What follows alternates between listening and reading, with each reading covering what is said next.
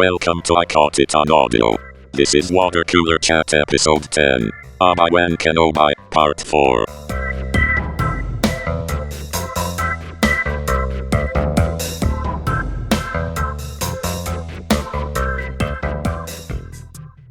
Hello, welcome back to the 64 Tacos podcast. We are doing another water cooler chat about the Disney Plus show Obi-Wan Kenobi. And this episode is about part 4, the 4th episode in the 6-episode series. Just briefly, they're going to rescue Leia. That's essentially what this episode is about. For me, it was kind of... it was a kind of a meh episode. It had a lot of the similar tropes of things that have come before. And there really wasn't a huge amount of character development. In fact, there was some more kind of problematic stuff with the continuity that we've talked about in the previous episodes. So what was your take on it, or what parts did you like or not like about it, Matt? I think your take was really good. There were some cool visuals with it. I liked the way the base looked, the troops there. Yeah. I liked that trophy room they had with the dead Jedi. There was a lot of interesting things happening there. Yeah. And it was kind of a gut punch for Obi-Wan, and you could see that. Yep. Yet again, the actress who's young Leia continues to impress. I love her. Mm-hmm. And Reva, is it? Yeah. I feel like they're setting up for some big reveal that isn't going to be a big reveal, you know? Yeah. It feels like there's a lot of push for something big to happen, and then there these anticipation episodes, or where it just kind of keeps grinding on some of these themes that aren't very well thought out or whatever. Just kind of, I don't know. It just seems like it's kind of, I mean, there was a lot going on, but to me, it felt like it was kind of in neutral as far as the story was concerned. It just felt like filler. It wasn't anything new other than setting. It wasn't really anything new from the previous episode, which did it better. Yeah. And of course, Obi-Wan has to convince the path, the rebellion path or whatever. Maybe we should talk a little bit about that, because so there's this underground group called the Path, and they're supposed to be sort of like almost like the Underground Railroad for Jedi, to like help and get, Jedi are being hunted down by the Inquisitors, and at this point in time, and they need to find safe ways to get out and get away and go into hiding.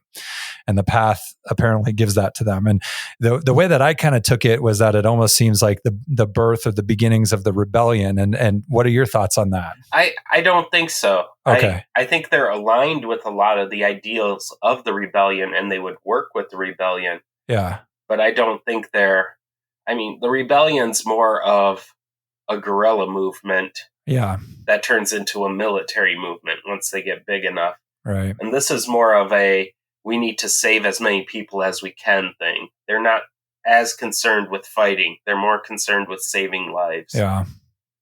So like Obi-Wan has to convince them to go. They're like, oh no, we can't go and, break out this little girl. And he's like, oh, but we must, And so eventually, and it was really weird too, because so there was, I'm blanking on the name of the character. Let me quick look it up here.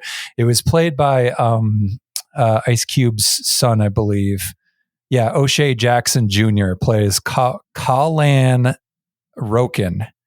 He's supposed to be a leader in the Path Network who helps Jedi escape the Empire.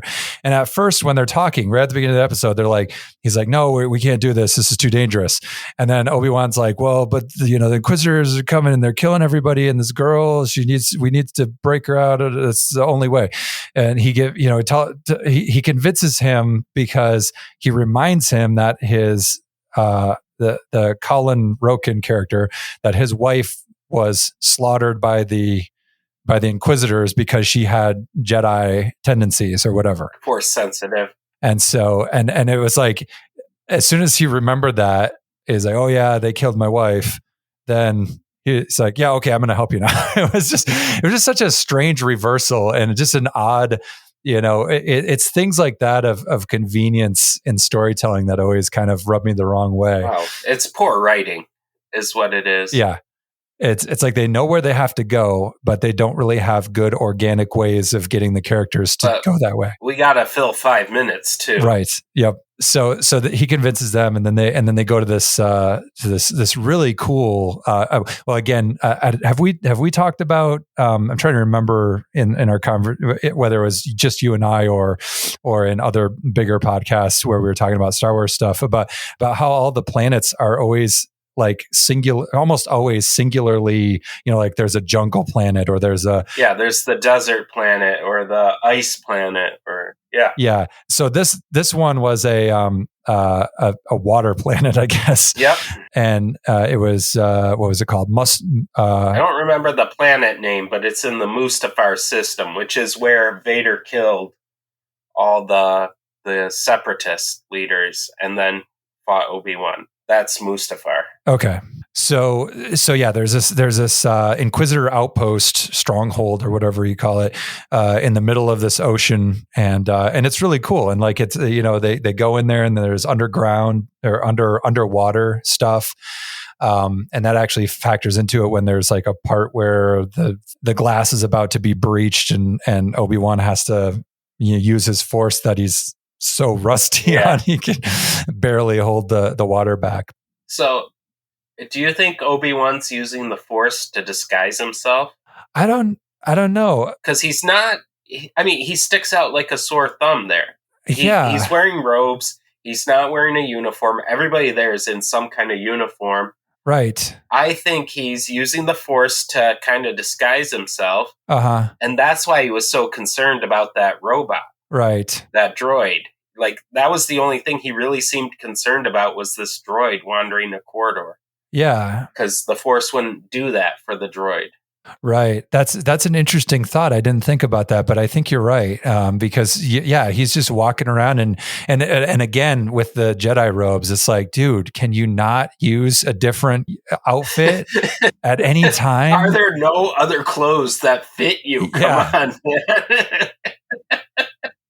I've worn these robes for 50 years and I'll wear them for 50 more, dang it. and boy, did they stink. Please take them off to wash them periodically, Obi-Wan. Let's see, what else? So the other weird thing was when they finally got Leia, they're taking her out and she's just under his robe. Were you kind of like cracking up at that part? I was a little weirded out by it. It was a little uncomfortable. It just seemed so absurd. Like, oh yeah, so we're just going to walk out the front door with the child under Obi-Wan's robe thing, Jedi robe. But if the thought is he's using the Force to disguise himself, I wish you got to clue me in a little. Yeah, because you got even if it's something like, we need to change your outfit. The girl's like, we need to change your outfit. I have spare uniforms or something. And he's like, oh, the Force is my shield. Or I don't need a lot. You just need to give me a little to know that he's actively doing something to disguise himself. Yeah, even cooler would have been if they show him walking and then they show other people around, other guards and stuff, and then they kind of look in his direction, and then instead of showing exactly him the way we see him normally, they see what he would you see what the guard sees from what Obi-Wan is using the Force to project as himself. That'd be really cool because that would be sort of like a visual way to show it, and also clue people in, but also a little bit kind of ambiguous because it's like, oh, what did I just see there? Oh, he must be using the Force to Sometimes they make good decisions, sometimes they don't about the story, but I mean, I was thinking about it as a complaint as I was watching it, and I'm like, but is it any different than Obi-Wan on the Death Star in Episode 4? Yeah. Which is something I never questioned. Right. So it makes sense that, hey, maybe he's using the Force to shield himself. On Episode 4, I felt like they made more of an effort of him trying to, he just waited at a doorway until he knew it was clear to go and he passed through. Right. You know, there are other two complaints that with the end that I thought were a little bit off-putting or odd. One was they get rescued by kind of like, I guess they're like snow speeder ships. Yeah, they were from the path. And one of them gets shot down and the pilot gets killed. And they make such a big deal about this pilot. His name is Wade. And there's like, the other pilot is clearly, she was, I don't know, like best friends or maybe lovers with this Wade, something along those lines, because she was pretty distraught after he died. Well, that was Deadpool. Yeah. Oh, that was Wade Wilson. Right. So, yeah. But then they even make mention of it, like when they get back and everybody's all like bummed out and stuff. And I'm just like, we just learned about this character like barely 5 minutes ago. Why do we care? Why does I get that they care a lot. Why we should care is the next episode should give us a flashback as to why that was important. Yeah. If you're going to make that big a deal of it, and I get it, like I get that the point might be, hey, war sucks and good people die. And that's an absolutely accurate point. Yeah. But you can't blindside me with it. Like, because we've kind of seen a lot of people die in Star Wars, and sometimes with fanfare even, So right. You can't just blindside me with this opinion. You need to give me a reason why this sucks. This was terrible. So I thought that was really strange. And then the other strange thing was all the hand holding at the end. I mean, I get that they just went through a whole lot, and Leia is really, really happy to be rescued and back with Obi-Wan. But it went on for so long, and it just seemed so like sappy, and you know what I mean? Yeah. It was a little too much. And also it kind of makes me feel like the later on stuff, or, like what we were talking about with the continuity, if they have that much of a connection and a relationship this early on, it's not going to be Leia going, I need to find Obi-Wan Kenobi, and he's just some random dude out there that can help us. A friend of my father's, Yeah. It would be more like, hey, I need to find Uncle Ben. He's, Yeah, and that's the problem with doing stuff like this. Like, because this isn't a bad story. I know we've nitpicked this episode a lot, but I'm enjoying the show. Yeah.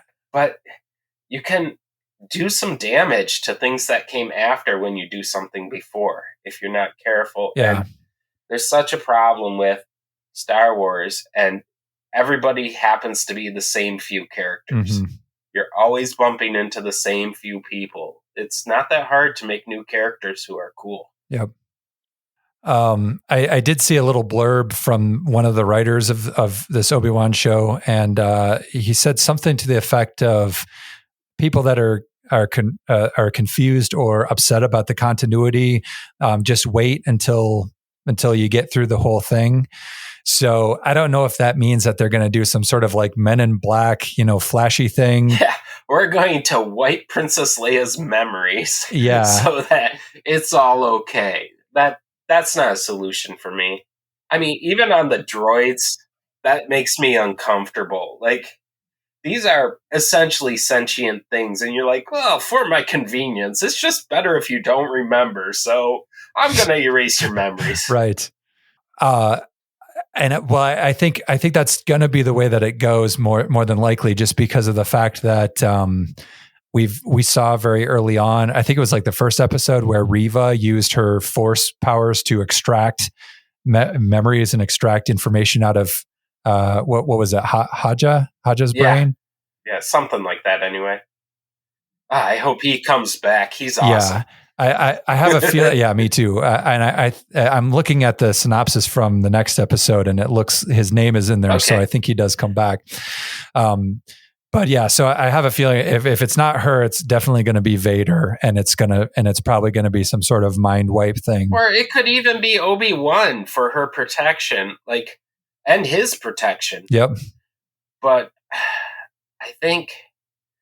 I don't know. I think I would have ended this with Vader and Obi-Wan never having met each other in the series. Yeah. I think we could have seen a lot of cool Vader stuff, and they almost bump into each other, but Obi-Wan's smart enough to know that there's no victory from this meeting. You know, like, he's not going to get some huge victory by defeating Anakin again. Yeah. Even if we put Obi-Wan at the superior role he was, where we left him at the end of episode 3. I think that I want to see Obi-Wan be a little more wise. I think my biggest disappointment is we haven't seen Qui-Gon Jinn yet. Yep. I want to see Qui-Gon. I want him to be advising Obi-Wan, as Obi-Wan does to Luke. This is where he learned it, you know? Right. Like, Qui-Gon's like, Obi-Wan, I know this is troubling for you, but calm your emotions. No victory can be won here. Yeah, it is really strange that throughout the entire Star Wars series, there's always been that kind of voice of reason, the Force ghosts to step in and the mentor relationship, right, which we all need in life. And then just for this, it seems like he's going, kind of going blind, or just he's just on his own all the time. Yeah. And I mean, on one hand, I'm okay with some of that, because you do, like, that sort of shows sort of the mindset that he's in, like how distraught he is and how difficult it is for him to use the Force, because he's just sort of at his end and he doesn't have anybody to turn to. He doesn't have anybody to go to. But I think once, and I don't even know if they're going to bring Liam Neeson back. So I'm hoping, I mean, they should, but I haven't heard anything about it. I'm sure it's going to be a huge reveal surprise thing in one of these next couple episodes.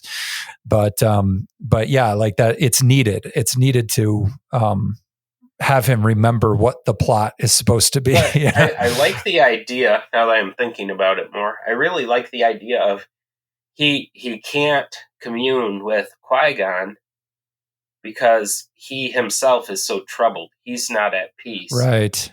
But finding Leia gives him this focus. And then, like when he's on the ship, when he and Leia were on that automated merchant ship or whatever, that's where and maybe he doesn't get a lot of it, but he just gets this little, like, Qui-Gon moment. Yeah. Not even more than a sentence, maybe. He can't see him, but the more he attunes himself to the Force again, the closer he can get to Qui-Gon. And, like, it could have been done better. It could have been done with a building, because I feel like what's going to happen is Qui-Gon's going to show up at the very end and boom, like, that's our ending.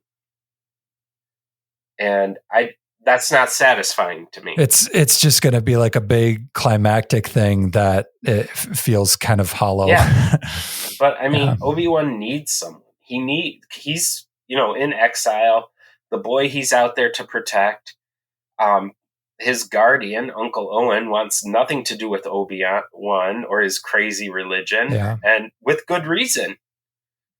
Anakin was kind of crazy. Owen knew him very little, and Owen was nothing but polite to him. And this guy's like, yeah, I brought Mom back and I slaughtered a bunch of people. Isn't that great?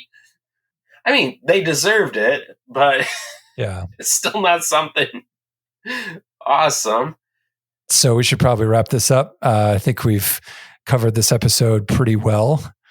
And we will be back again next week with the Part 5 episode. Part 5.